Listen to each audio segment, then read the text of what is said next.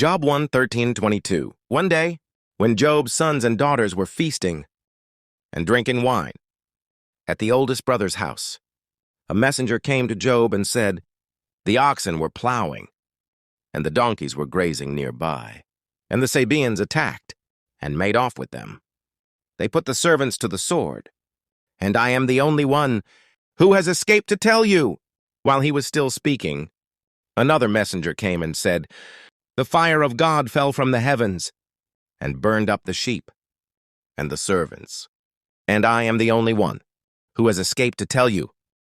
While he was still speaking, another messenger came and said, "The Chaldeans formed 3 raiding parties and swept down on your camels and made off with them.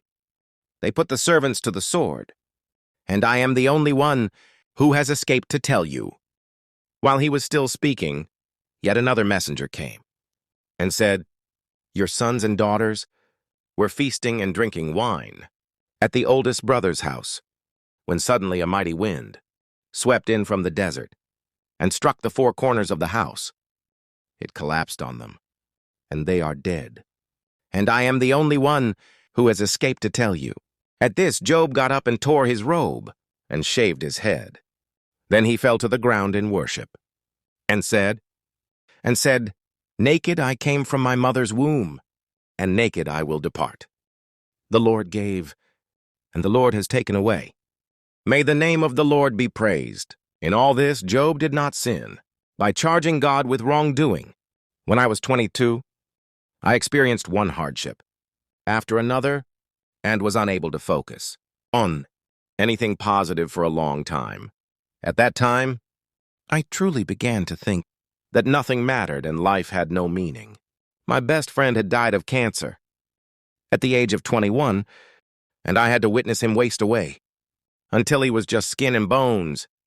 My oldest friend died when he fell out of a window, an incredible stroke of bad luck. My best friend's mom, mere months after his passing, also was diagnosed and suddenly died from cancer. Egotistically, I thought about my role, blaming myself for their deaths. In one way or another, what could I have done differently? Why did God hate me? Worst of all, I hated God. Satan puts Job to the absolute test, making my misfortune seem almost insignificant. Within a span of a few verses, one messenger after another approaches Job with worse and worse news. First the cows were stolen and servants killed. Then the sheep and fields were burned. Then the camels and more servants were killed. And the icing on the cake, all of his children were killed. When the house collapsed, it would be enough to break any man. More than just break, it would be enough to send most men away.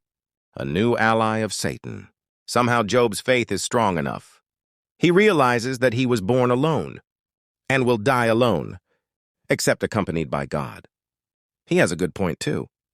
We were alone, saving for God upon birth, and do we look upon it as terrible? The same could be true of death, yet we seldom view it as such. Our time on earth is fleeting, like water vapor. Here 1 second, gone the next. James 4:14. Why, you do not even know what will happen tomorrow. What is your life? You are a mist that appears for a little while and then vanishes. Prayer. With a strong faith and trust in God, we are promised life eternal. For a stubborn man like me and a stronger man like Job, it may take some time, but the choice is clear.